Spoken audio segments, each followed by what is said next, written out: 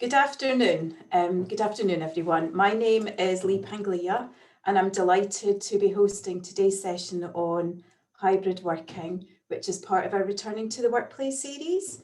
My role within CIPD is to head up the team in Scotland and Northern Ireland, but please don't worry, the session today is applicable to everyone, wherever you are joining us from. So don't think you joined the wrong session.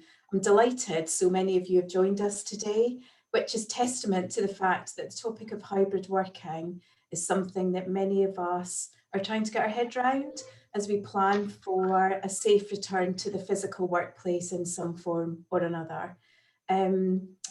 So today we are going to explore how to prepare for that longer term move to inclusive hybrid working, to leverage the lessons that we've learned throughout the pandemic, to best meet this new employee demand, to learn from what others are doing, and to get a little bit of advice on how to make the best decisions for your organisation and for your workforce.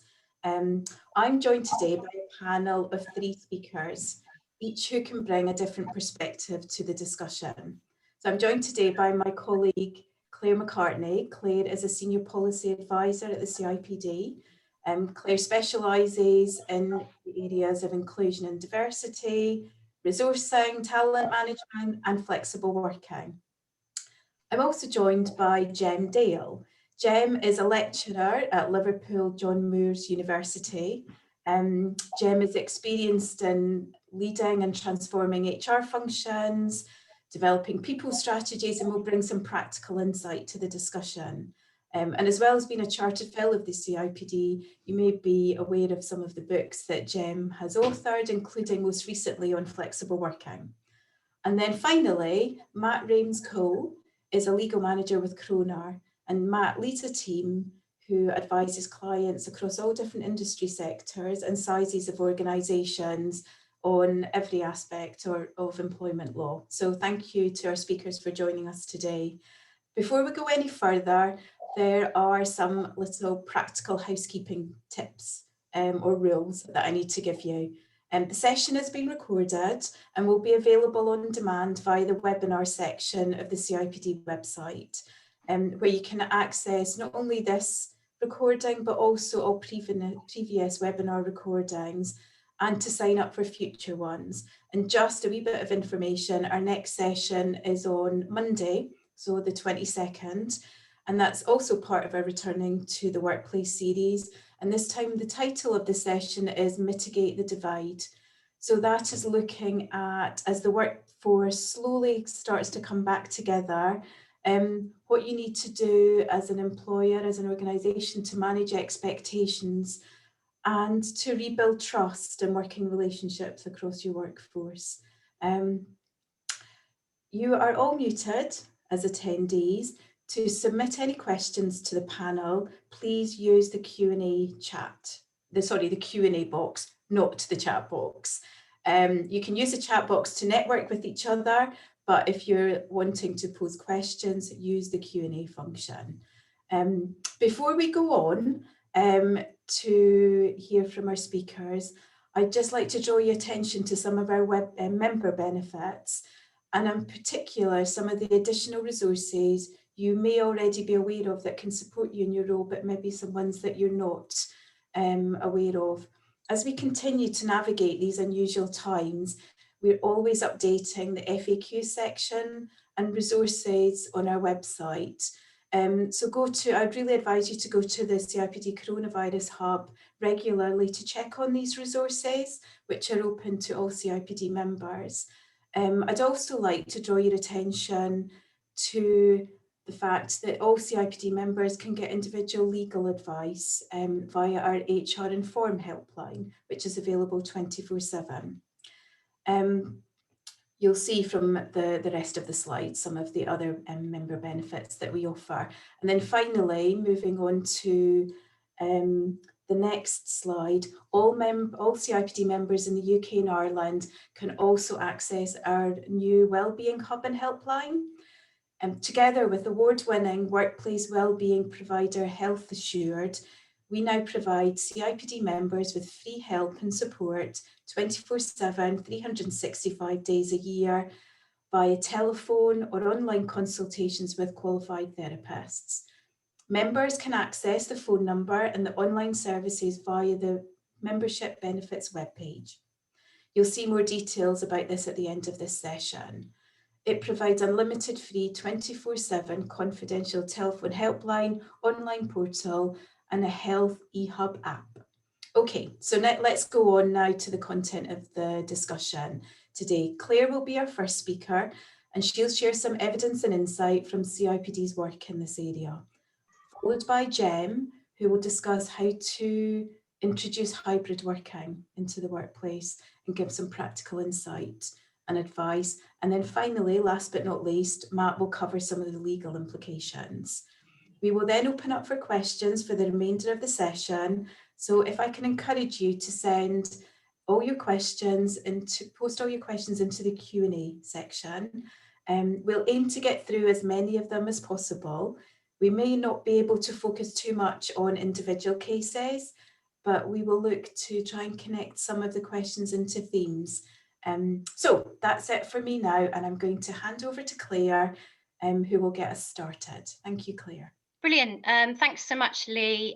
Great to be with you this afternoon. So as Lee said in my overview, I'm going to draw upon some CIPD survey findings to look at current and future employer plans when it comes to hybrid working and wider flexible working. I'm also going to share some lessons learned from the pandemic research, which was undertaken for us by Dr. Charlotte Gascoigne, and we launched it just a couple of weeks ago. And it draws upon interviews with managers and case study organisations, all experimenting to some degree with remote hybrid working and flexible working during this time. I think the one thing that I think is really important to flag from the outset, and I know our other speakers will probably be saying this as well, is that it's really early days when it comes to hybrid working and plans. No one has all the answers, and there's certainly not going to be a one-size-fits-all approach. But hopefully some of the strategies that we are going to be sharing with you today will be helpful in stimulating your own thinking and your own planning in this area. So if we move on to the first slide, our survey findings show a really growing focus on hybrid working by employers, with 2/3 of employers surveyed reporting that they're planning to introduce or expand the use of hybrid working to some extent within the next 6 to 12 months. And I think this really highlights the need for organisations to think quite carefully about how they can take a strategic approach to hybrid working and really try to harness its benefits. If we move on to the next slide, just to think about some of the things to be considering when we are thinking about hybrid planning. So the first point, really, if you haven't done so already, I'm sure many of you will have done, really useful to undertake a listening exercise with your workforce. This will really help you to understand the specific working preferences of your people for the future, as well as learn a bit more about their experiences working during this pandemic. Line managers are going to be pivotal in creating a supportive culture when it comes to hybrid. So really important to engage your line managers throughout the organisation, and also think about providing them with training to help them manage remote and hybrid teams as well. And I think you're going to have to plan to respond to the implications of hybrid working on a number of different areas, like technology, employee well-being, facilities. And we've got a really good hybrid planning guide on the CIPD website, which hopefully will help you think about all of those different areas. So I'd really encourage you to take a look at that as well. I think it's likely that you're going to have to trial different ways of working and to some extent learn as you go, working with your managers, working with your employees, asking for feedback and providing the opportunity to ask questions and raise concerns. And also, if you're looking at hybrid working, it's a really good opportunity, I think, to look at wider flexible working policies and procedures in your organisation, just making sure that they're fit for purpose, and looking at flexibility when it comes to hours as well as flexibility in location. And then the final point there is around putting inclusion and fairness at the heart of your strategy. It's going to be so important to ensure ongoing access to development and career conversations for all your employees. And the other point is also making sure that there's a fair allocation of work and opportunities. So those are just a few points really on some of the kind of thoughts behind initial hybrid planning. So if we move on to the next slide, I'm going to talk about the research that I mentioned conducted by Dr. Charlotte Gascoigne into hybrid working and lessons from the pandemic. And some of the case studies included in this might be useful for you to take a look at. Again, as I said, no one size fits all, but for kind of stimulating ideas. Organisations included Fujitsu, Compass Group, OneCom, Scansa UK, so kind of cross-sector organisations grappling with hybrid and flexible working. So 7 strategies came through from this research around trying to support successful hybrid working. So I'm going to quite quickly at pace go through those 7 strategies for you this afternoon. So the first 2, I think you can see, are probably very much linked to well-being. So developing the skills and culture needed for open conversations about well-being. Many managers that were interviewed for the research reported they found it much harder to pick up on how staff were feeling when working remotely. So things that organisations were doing here: upskilling their managers to discuss well-being confidently, creating an organisational focus on well-being, creating time within team meetings and space to talk about this, and then also encouraging team members to help their colleagues by talking about the strategies that they use to keep well. So the second element of well-being is really trying to encourage people to set boundaries and routines to make sure that they aren't overworking, particularly when they're working remotely. And many interviewees felt that that kind of loss of boundaries in time, but also in place, could lead to working longer hours. I'm sure many of us feel that too, have been working remotely, and also that difficulty sometimes in taking breaks that you need. So some of the things, again, organisations were doing around this were collectively encouraging teams to establish boundaries and routines and kind of monitoring those across the team. Taking breaks between video calls. Well, this sounds really obvious, doesn't it? But actually, so important to think about the scheduling of those video calls, perhaps finishing 10 minutes to the hour or before the half hour, so that people actually can take breaks. Blocking out times at lunch breaks as well, so that meetings perhaps off limit, so that people can go out and take a break, have their lunch, get some exercise. And then also thinking about noticing signs of overwork. So if you notice someone regularly starting early or working late, checking out what's going on for them, being aware of how someone's using their former commute time also, so you can be sure that they're not overworking.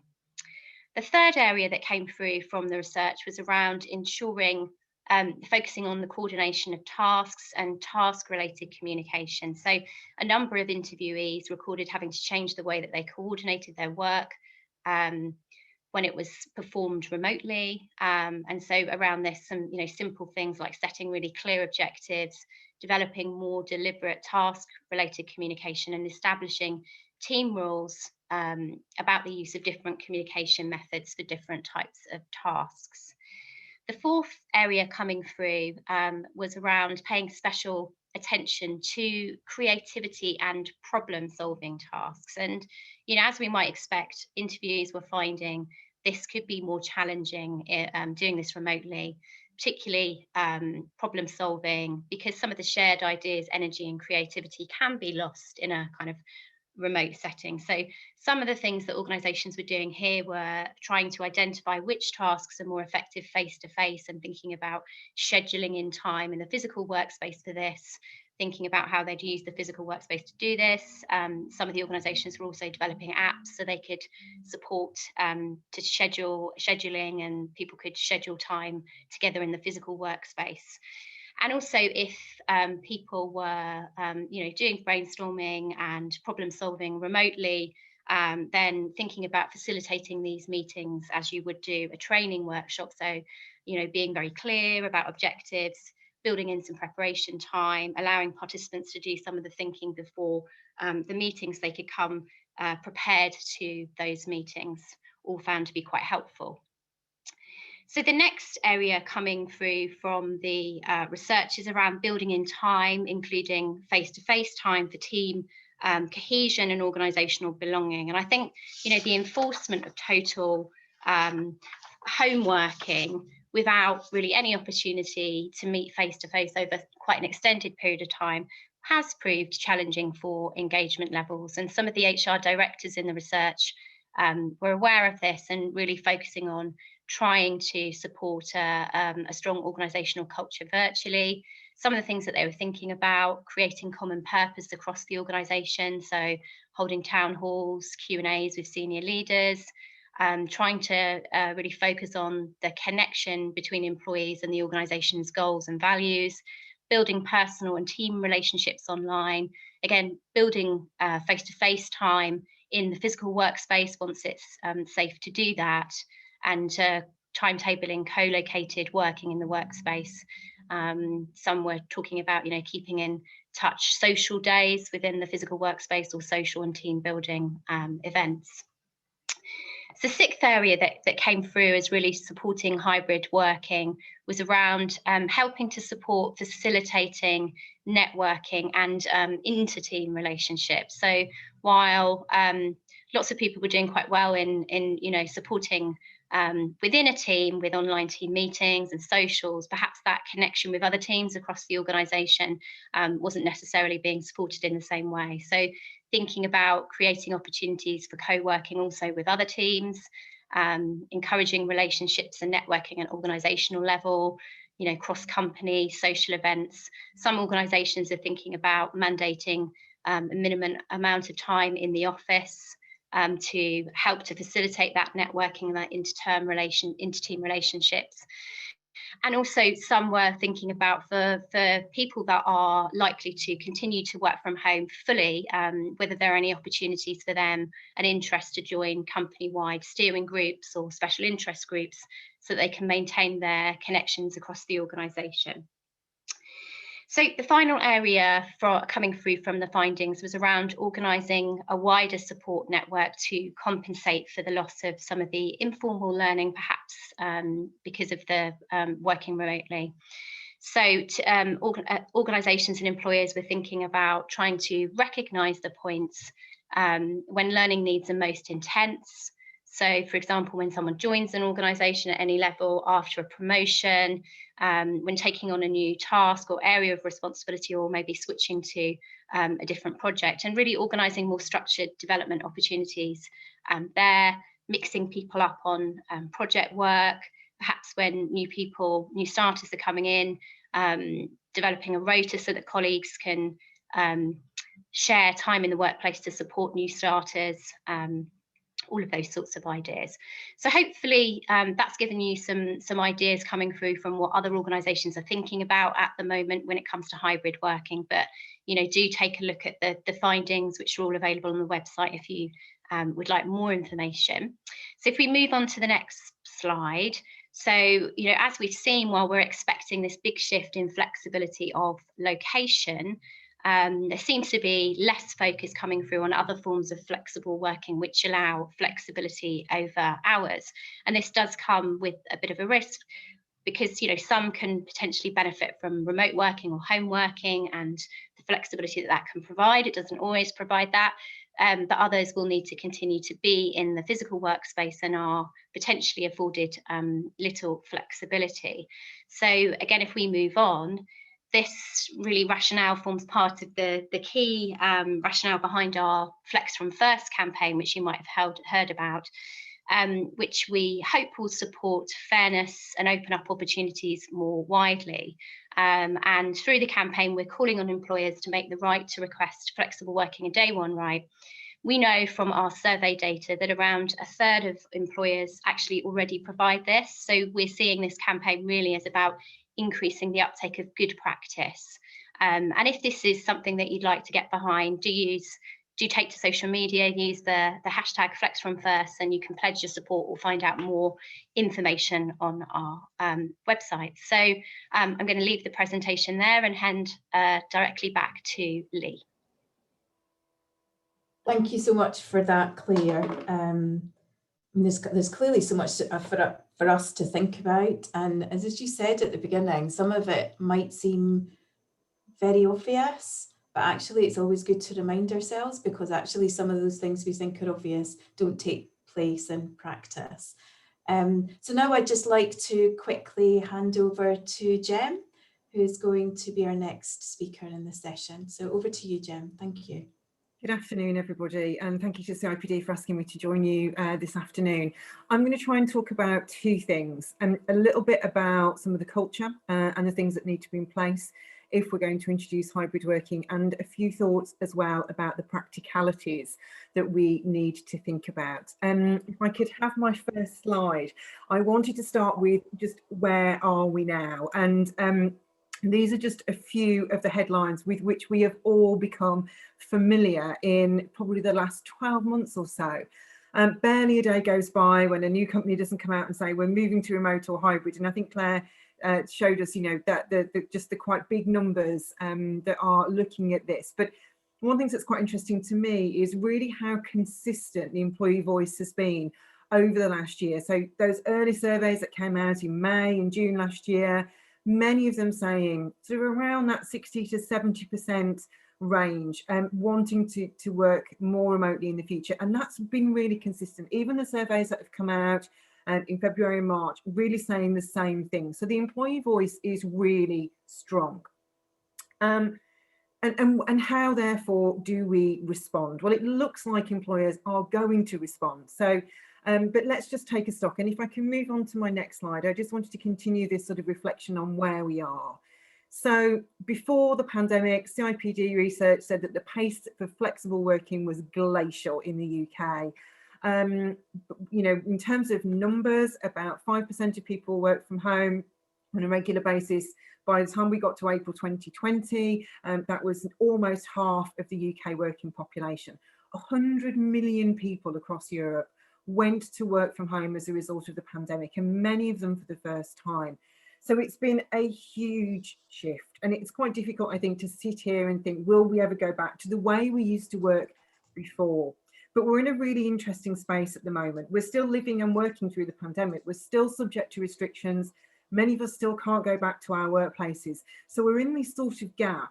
And really, people have got ideas around how they might want to work in the future. But we won't really know how hybrid is going to work until we try to do it, because we know how to office. We've done it for decades since the end of the Industrial Revolution. We've learned over the last year to do remote, admittedly in sort of adjusted circumstances than you may do if it had been a strategic organisation decision. But hybrid is very new. Few precedents, good practice still yet to really emerge. You know, not many organisations that we can look to and say they're doing it brilliantly. So we're going to be learning as we go. It's going to be one big experiment. And I think there are some risks and challenges within that. I think the one thing that we do need to be mindful of, though, is that regardless of a long-term strategic direction, although we've sort of got this day in mind that we might be able to end restrictions and start thinking about going back to workplaces, it's probably unlikely that companies are just going to go, right, June, everybody back in one go, because vaccine rollout is still ongoing. We're not quite sure what will happen with social distancing. So we're probably going to end up with a hybrid type approach for a while, whether or not that's our sort of strategic direction. So we've got quite a bit of information about what people want. We've got organisations starting to state their intentions. What we don't quite know yet is how some of these things will play out. But if I can perhaps move on to my next slide. This is what I want to encourage people to think about. The office is how we've always worked, and we had to do that largely. Admittedly, technology did come along in more recent years, but we at one point we had to all go to work at the same time and at the same place in order to collaborate. That was a tradition. Remote was something that was forced upon us in the middle of an extremely complex crisis. What I'd like us to think about hybrid as is a choice, an opportunity, a once perhaps in a lifetime opportunity, as I've heard futurologist Linda Grattan say, a once in a lifetime opportunity to reset and to rethink how we work.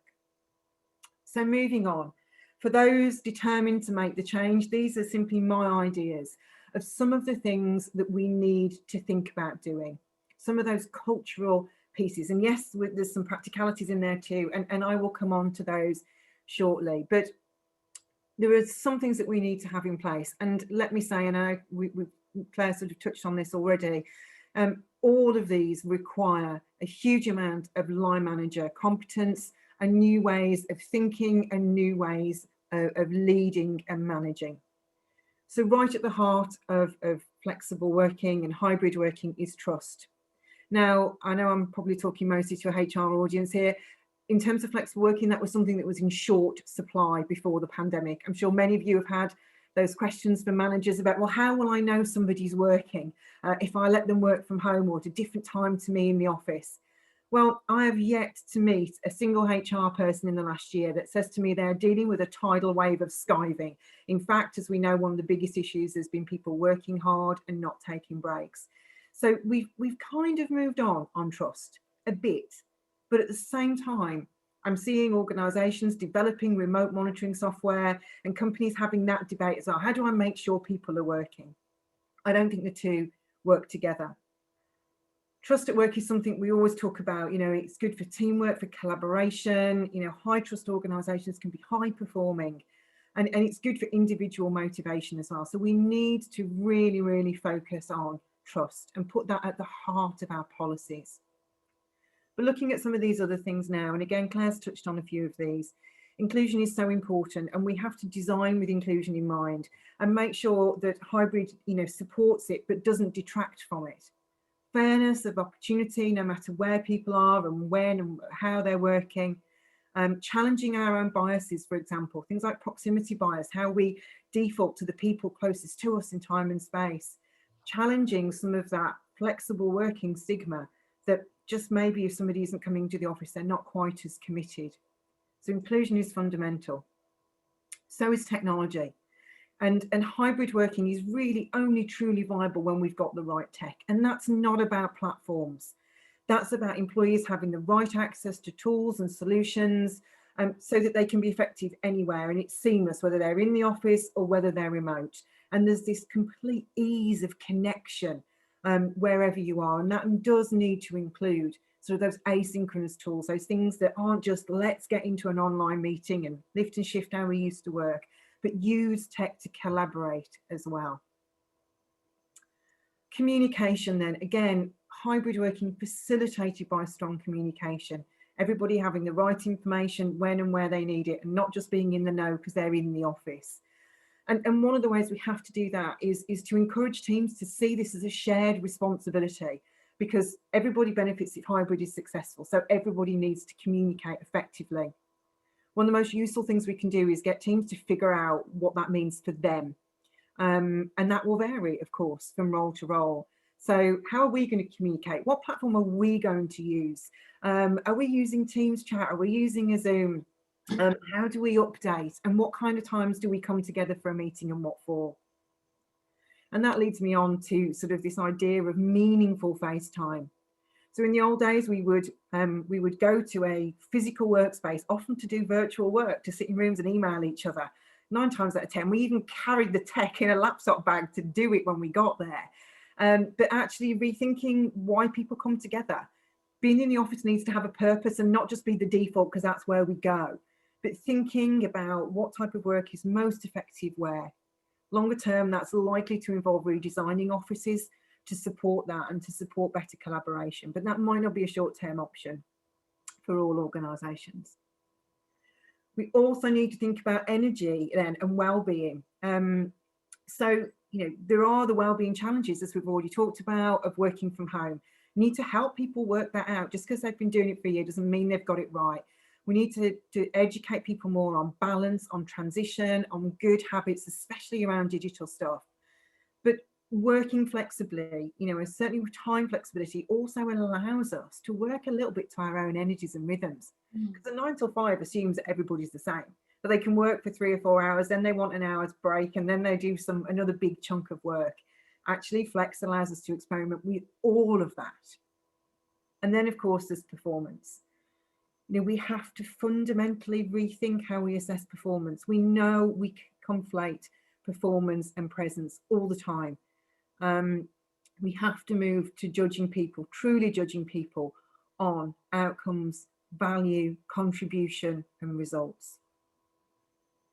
So just some ideas as to the cultural changes that we need to make. If I can move on now to some of the practicalities.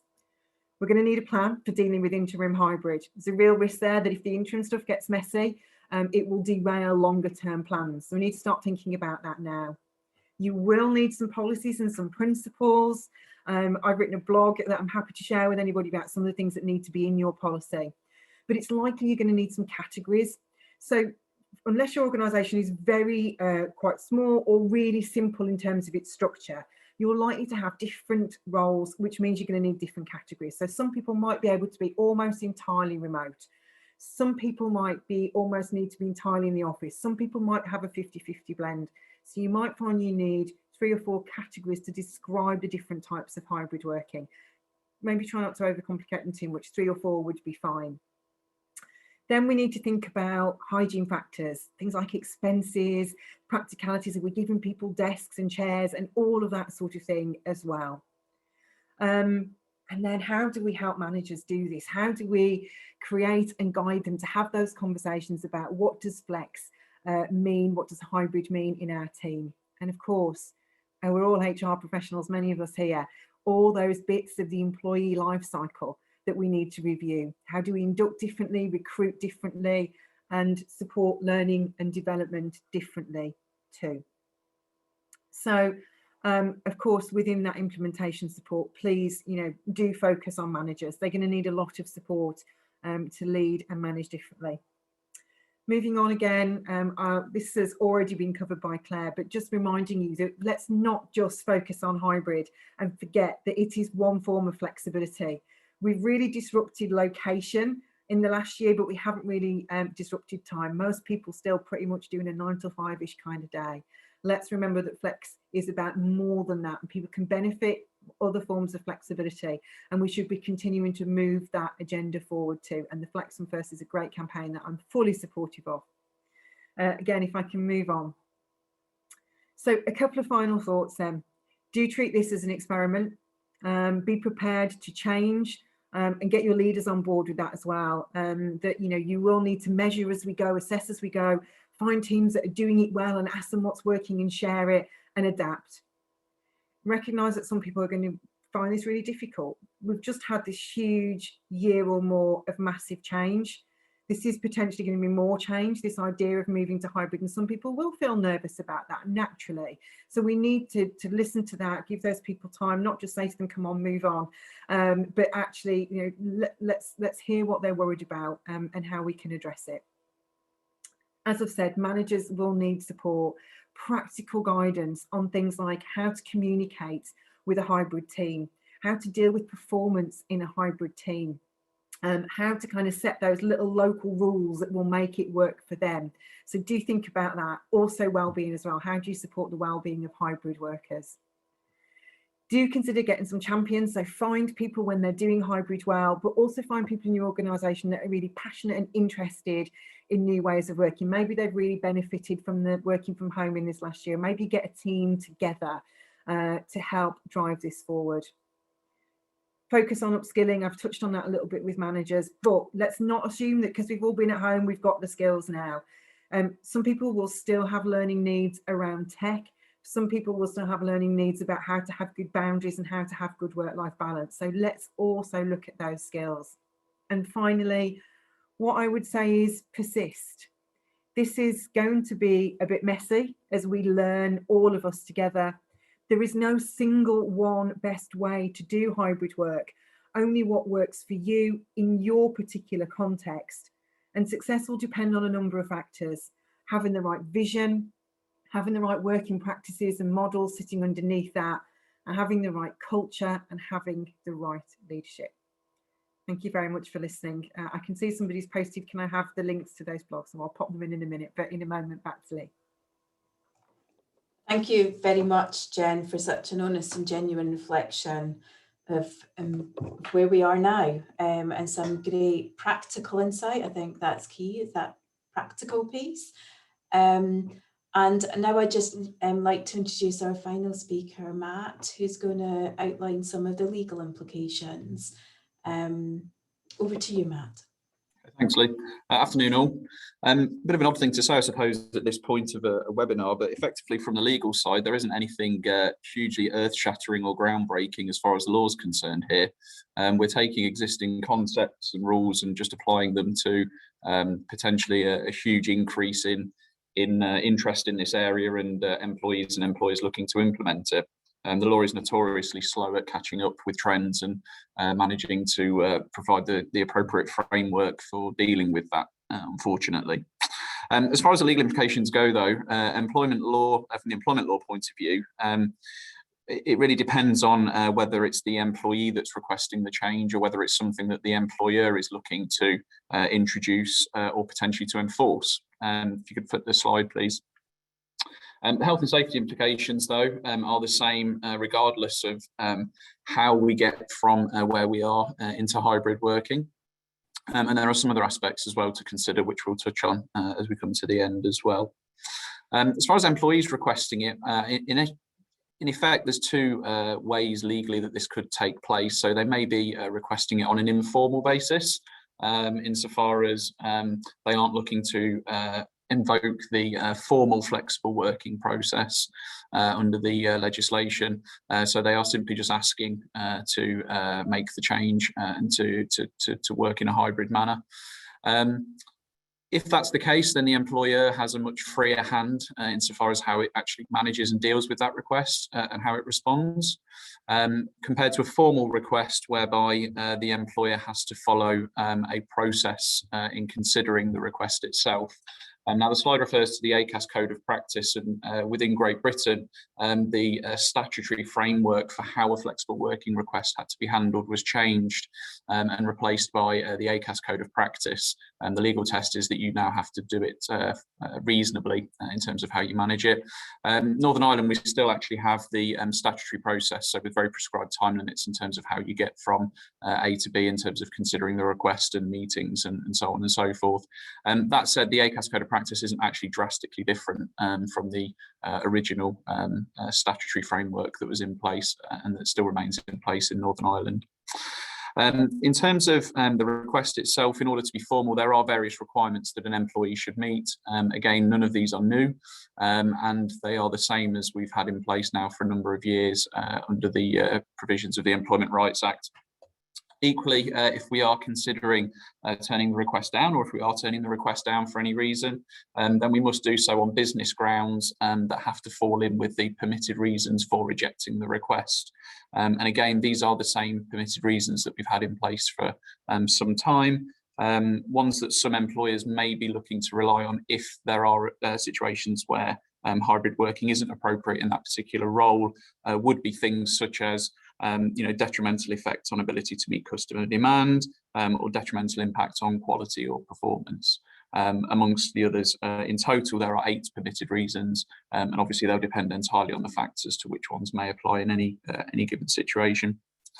It's important where an employee is requesting, or where you have a number of employees requesting, to be consistent. As soon as we're inconsistent in how we respond to these things, we inevitably potentially walk into claims of discrimination, and also potentially things like constructive dismissal claims as well, if we are just being completely unreasonable, or employees can convince the tribunal that we are basically singling them out in treating them in a certain way. There's also some statutory claims as well for failing to deal with a flexible working request in the correct way. So employees can apply to the tribunal for an order for the request to be reconsidered, but also for an award of up to 8 weeks pay, capped for failure to deal with the request in a reasonable manner.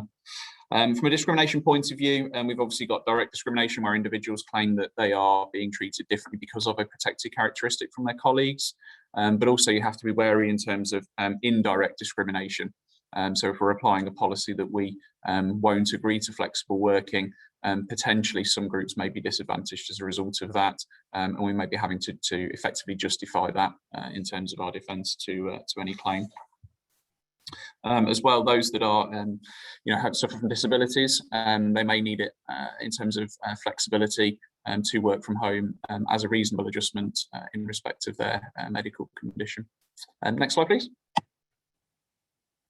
So where the employer is proposing to introduce hybrid working. Now, if we're offering it as an option as an employer, and employees are free to choose and free to agree to the terms of the arrangement, if you like, then there's really very little from an employment law point of view that will have an impact on that or that will create difficulties. As with all these things, though, it's advisable to make sure that we've got a detailed agreement and that everyone is entirely clear on what the arrangements are going to be, and the ins and outs of those, some of which we'll come on to shortly. If, though, we aren't having agreement, or if as an employer for some reason we are looking to enforce hybrid working, this is where we can get into some further pitfalls and where we may run into some issues as far as employment law is concerned. So this is where employees are not wanting to engage in hybrid working, but as an employer for some reason we've decided that this is the model that we are actually going to follow, and that we are effectively pushing this. Obviously, the first thing to check, as with all these things, is the contract of employment, to see whether we have a contractual clause that could allow us to require individuals to work from home, even in part. I actually think this is likely to be pretty rare, because prior to the pandemic, home working was such a rare situation, and generally something that was only coming about where employees were requesting it rather than employers wanting employees to work from home as part of their working arrangement. So I think in terms of most employers' standard clauses, I think it's unlikely that there will be a clause in there that would cover it. Interestingly, we've been debating in terms of if you have a mobility clause within the contract that would allow you to require individuals to work from somewhere other than the office, normally limited to geographical areas, so within 10 miles of the office or something along those lines. Whether you could sort of rely on one of those clauses to require somebody to work from home. Our feeling is that it's probably unlikely. You'd have to exercise any clauses reasonably in that way anyway.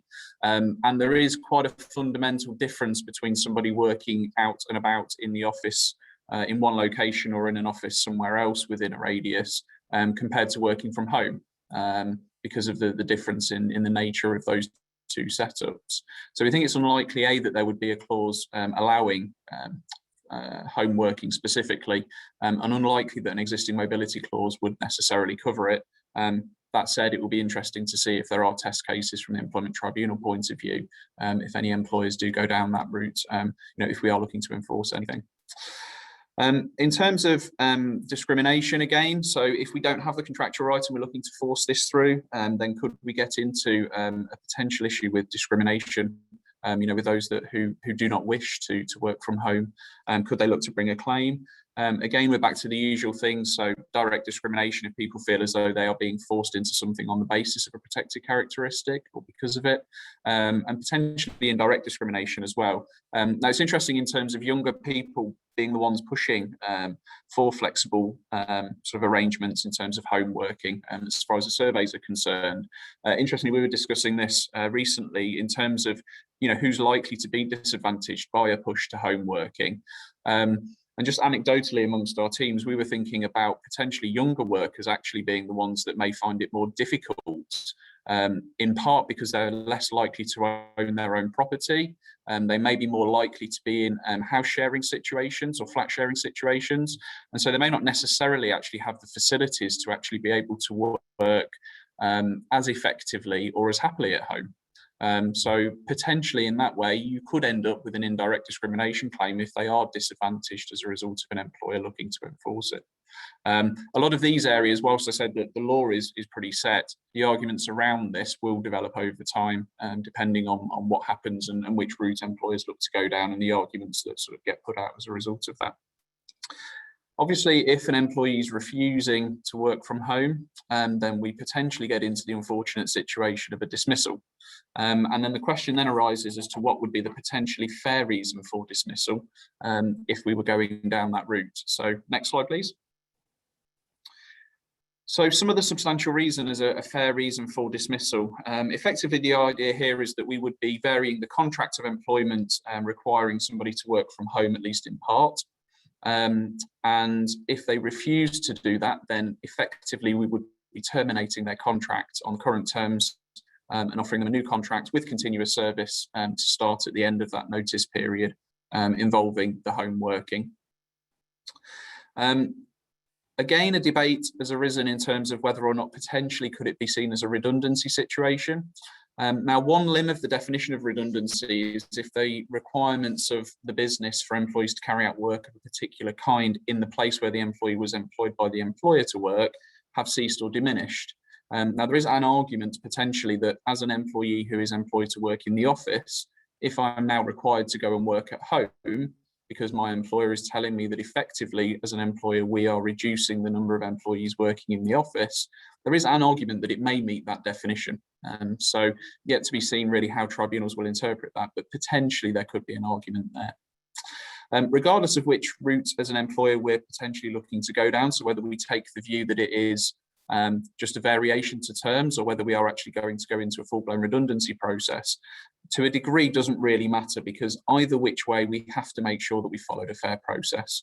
We're going to need a sound business rationale as to why we're looking to force this. And also we must consult with the individuals over the proposal, discuss the reasons for the change, invite them to raise anything that they wish to, and then consider anything that they've put forward within reason and feedback to them.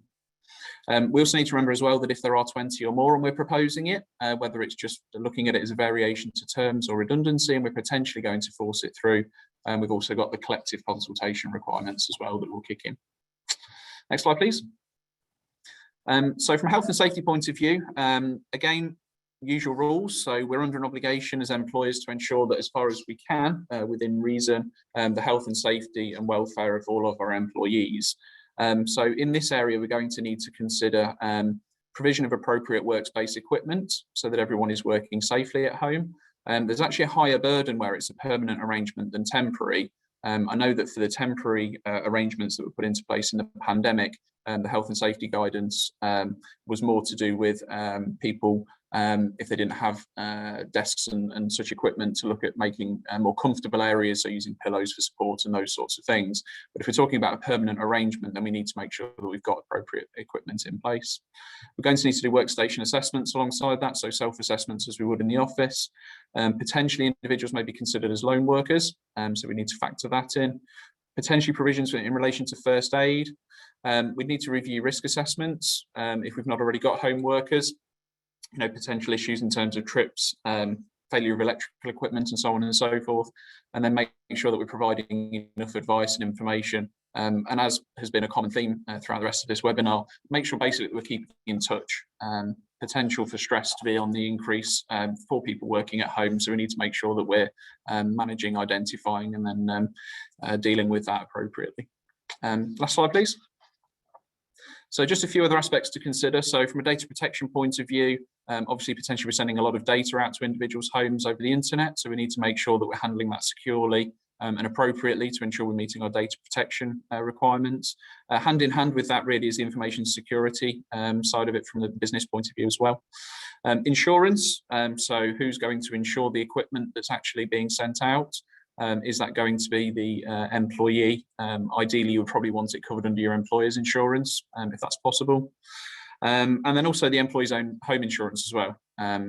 Is that okay in terms of them working at home as they're proposing to? Is that going to conflict with any of the terms there? From a costs point of view, bit of a grey area here insofar as whether or not there's an obligation to pay.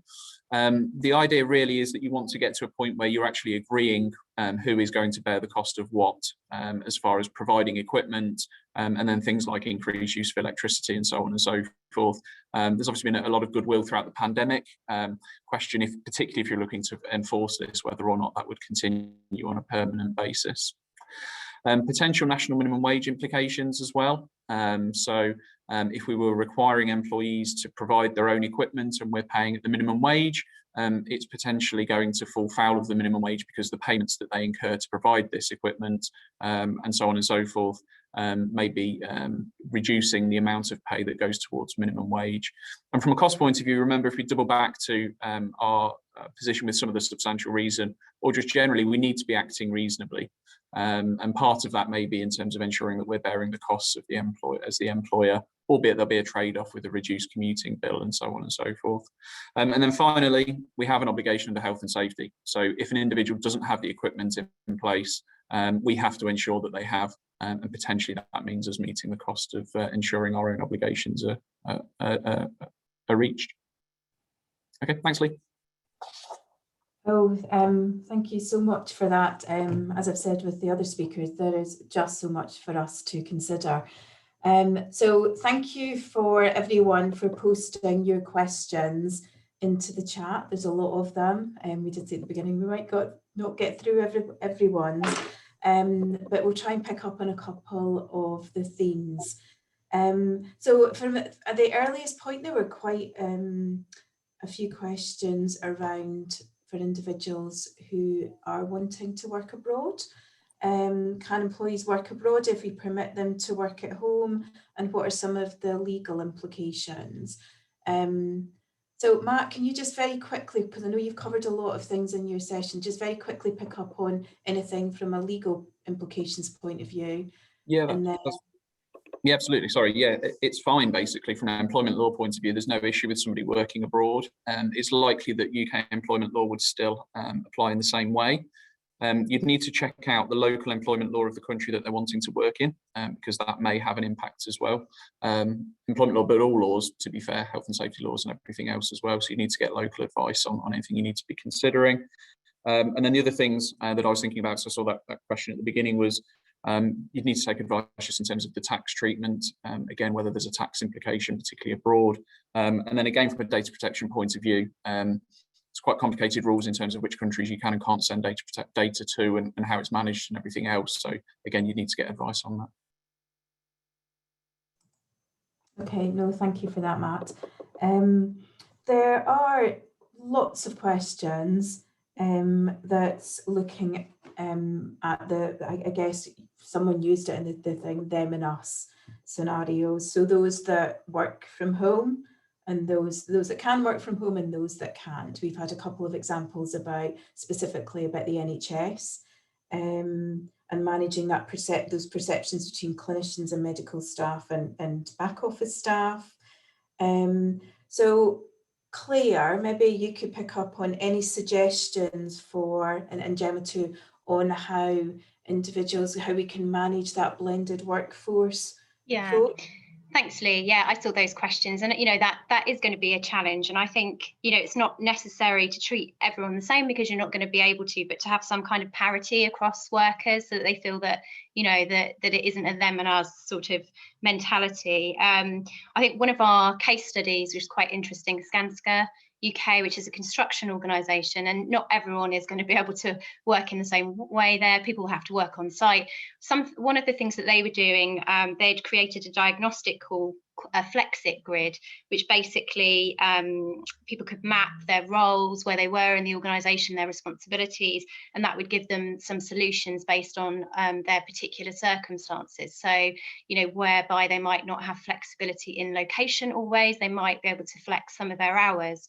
And I think that can make people feel, that there is some parity there if you're able to flex hours, and also a team checklist, because in that environment, actually, it's quite helpful to get the team together to agree where that flexibility could happen. And they found that actually, working on a team basis, people came to some quite useful solutions. So, I think there will be challenges around that, but it's about thinking about, what other options can you provide people so that they feel, empowered and also treated fairly. Okay, thank you. Jem, would you have anything to add to that? I agree completely. There isn't an easy way around the fact that some jobs cannot work from home. So it's about promoting those other forms of flex wherever possible, and where you can, and recognising there'll be vast parameters of change within that, giving people autonomy. So giving people, if you can, allow them to do things like schedule their own shifts within teams and so on, just trying to give as much control to those individuals as you can. Okay, no, thank you for that. So I'll try and cover another topic, which is around leadership and line managers. So there's lots of questions around if my senior leadership team isn't interested in a dialogue around strategies like those 7 strategies that Claire referred to at the beginning, is there any advice to help them understand the importance of those strategies? I have another question. There's a few questions around if there are line managers who prefer to be in the workplace, but are managing teams that might not necessarily all want to be in the workplace, perhaps more traditional approach to line management. So do you have any advice for those that find themselves in that situation? Gemma, do you want to go? Yeah, on the leadership piece, there's quite a lot of research around now that actually says a lot of people will look to change jobs if they can't get the hybrid or the flexibility that they want. So I think in terms of persuading your senior leadership, that's a really, really good place to start. So, you know, what is your average cost per hire? What is your average, you know, cost when somebody leaves your organisation? And let's make some assumptions about actually if a certain percentage of people did decide to leave, what's that going to cost you? It's a good way of getting some real attention to the issue. But we also know that hybrid can do a number of other things. It can, when done correctly, support well-being, support inclusion, support sustainability. So I think it's about linking that through to the organisation's strategic aims and missions and where hybrid can play to that. But definitely have a look at that data around the number of people that are just saying, I'm going to move on. So I think that's the strategic leader question. I think the manager question is potentially to some extent more complex, because what we're talking about is somebody wanting to work within their preferred style. And, you know, we can't assume that everybody in the last year has gone, hooray, remote works, let's all keep doing it. You know, there are some people that just cannot wait to get back to the office. So I think, you know, there's a number of different things that we need to do in that space. We need to encourage managers to recognise that their style is not necessarily their team style. We need to also, if they're concerned about how they're going to manage a hybrid team, that's one of those things around kind of hearing people's fears and concerns and support them with making that shift as well to managing it practically in a different way. And I think to some extent, if people realise that that support's going to be there, that guidance and training is going to be there, that might help to allay some of the concerns. But getting buy-in for flexible working was a challenge pre-pandemic, and I think, you know, it still will be for a little while to come yet. Great, thank you. There are many questions around inclusion. So someone's asking, what groups are the most disadvantaged by hybrid working? And also kind of related practical questions around, is there any advice for ensuring hybrid arrangements are fully inclusive? Claire, would you maybe pick up on that? Would you be able to? Yeah, I mean, it's so important. That's something that we've all been stressing. You know, inclusion needs to be at the heart of our strategies, and there are risks here. And, you know, even just a couple of days ago, there was ONS data coming out which suggested that before the pandemic, people who work from home were generally lower paid than those who worked in the office and were less likely to be promoted or given bonuses. So we really need to look at this. We really need to ensure that you know, everyone has ongoing career conversations, opportunities, fairness, possibilities of promotion. We need to avoid that presence bias where, you know, you talk to the person who's best suited to do the work or discuss the issue, not the one who's sitting next to you in the physical workspace. And, you know, we need to review all of our strategies on an ongoing basis, making sure that people aren't being disadvantaged, as Gemma talked about, at the different employee life cycle points, because perhaps they are more likely to work remotely or in a hybrid fashion. So I think we're going to have to be, you know, really thinking about these sorts of things. In the CIPD hybrid planning guidance, there's a really big section on inclusion and some things that you can think through. So I'd really encourage people to go through that and take a look at that, because that should be really helpful. Thanks, Claire. We are going to run out of time. We have so many questions. So I'll pose another one or two and then we'll need to round up. So there was quite an interesting question, completely different topic, around how do we reconcile the terms flexible working, agile working, and now hybrid working? So as I see you've taken yourself off mute, Jem, so you're ready to go to answer that one. I think agile's a really, it's a difficult one, because when you say agile, it means different things to different people. You know, it can mean everything from I'm responding quickly to a methodology. So, you know, for me, I'm really clear that hybrid is a form of flex, and that's how we should position it. And because, as we've said, with the the other comments on flexible working, if we're not careful, we're going to focus so much on hybrid and forget about these other forms of flexibility and the other ways that flexibility can benefit people. So I think that's very much the positioning for me and how we should use the language. I think hybrid's a bit of an unusual term. I'm not a big fan, but I think we're stuck with it. But I would tend to separate out agile, because I think it does mean something slightly different for lots of people. It means more of a methodology.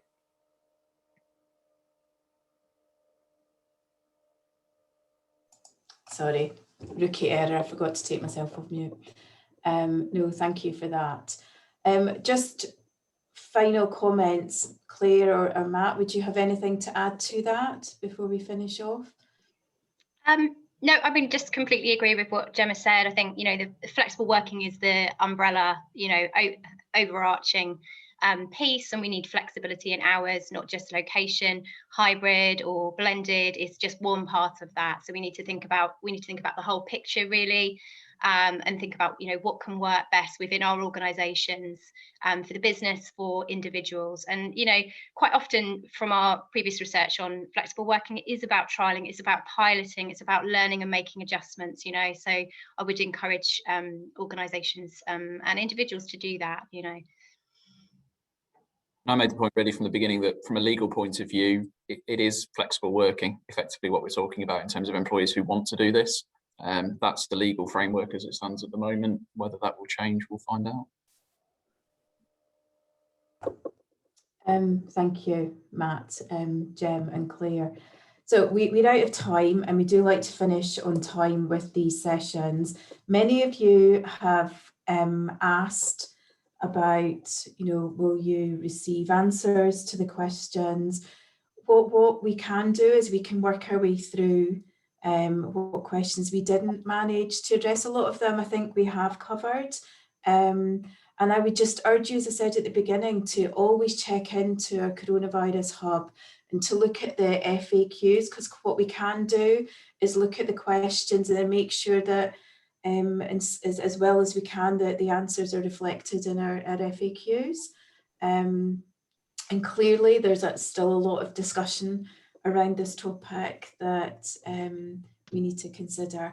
So just really quickly, I'd like to thank our speakers, who I'm sure you will have agreed have shared great insight, knowledge and expertise, and been very genuine in their responses, because I can't remember who said it now, but I mean, we don't have all the answers, but we are just moving as quickly as we can with this. Thank you to all of you that submitted a question. And as I said, please go back into our FAQs and keep checking about what people are asking and what we're answering. So the webinar will be available on demand later, as will the slides. Keep an eye out for future webinars. As I said, the next one is on Monday, and going by some of the questions that were asked, I think it would be the session on Monday will cover some of the questions that were asked there. As a final reminder about our new wellbeing support, or our recently launched wellbeing support for members in the UK and Ireland, that information can be found on our website. That's our 24/7 telephone helpline provided by Health Assured. So thank you and have a lovely afternoon, everyone.